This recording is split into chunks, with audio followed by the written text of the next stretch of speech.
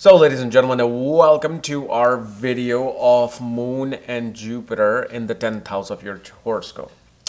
As in, what happens when Moon and Jupiter are in the 10th house. And as always, we do not know if you have this particular position, what sign it's in, what nakshatra it's in, along with all your astrological details. For that, check out the links here, KRSchannel.com.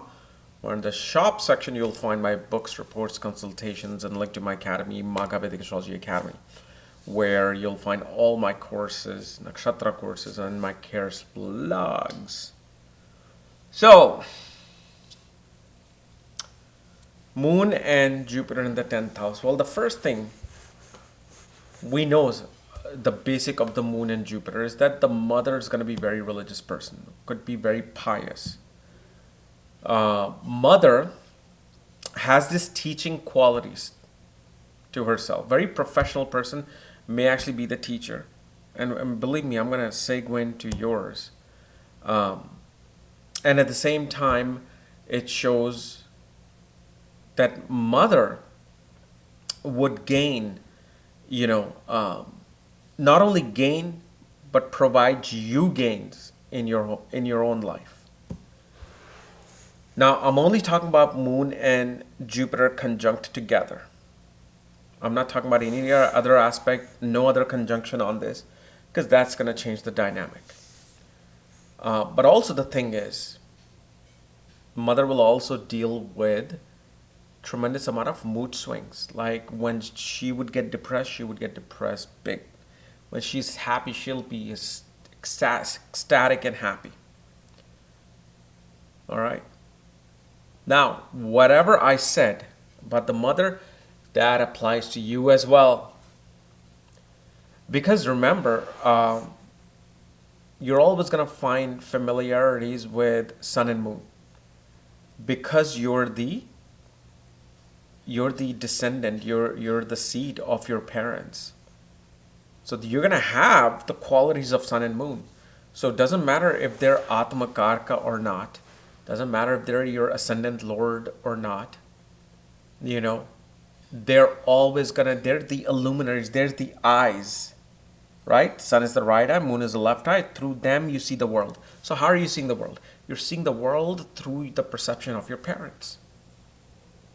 Now, of course, there would be certain placement where a person may not have even experienced parents. Even with this conjunction, one could have been adopted out. One could have been fostered, different places. But that's something we will then look at, how the axis of 1, 7, or 4, 10 axis is in a person's chart to determine that. But on a regular basic scenario, you're going to see this, that, it's going to provide very similar conducive results as with your mother. And like I said, you are going to teach 100%. At one point, even if let's say you are an IAS officer with this.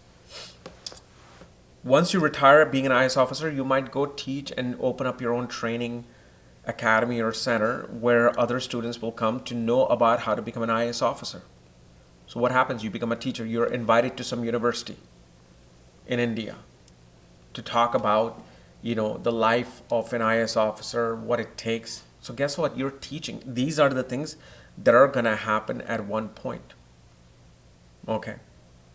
And these also provide strong management skills. But again, you would become one of those managers that one day, if the mood is bad, you will bring health on your employees. And if you're in the most happiest mood, you find out your spouse is pregnant, you will let your employees go right after lunch and pay them the full day. So those things can occur here, like the mood swing or the mood of this individual will then determine the day at work. Okay. And the other thing you will also see that such a person will be able to get big loans for property and home. Okay. Like back in my days, they used to call jumbo loans. I think now they have like jumbo ultron loans. But like a jumbo loan would be anything over $800,000 in real estate. So you would get approved. That person for a jumbo loan, where regular loan is just like 300,000 to 500,000, when I was in mortgage. So here one is able to get like big loans to get a big property, big home. And also you will see when wherever this person goes for work, there will be a temple or a church or some religious place, and it'll be near a body of water, and it should be within less than a mile. I don't know what that would be in kilometers. I guess it's 2.6 kilometers or something, or 3 kilometers. I don't know, but it needs to be in that particular vicinity. The other thing, Moon Jupiter combinations in the 10th house gives great inclination towards writing. Love for using classical knowledge and classical literature in your work. You will use classical text to guide people at your work, regardless of what profession you might be in. Okay.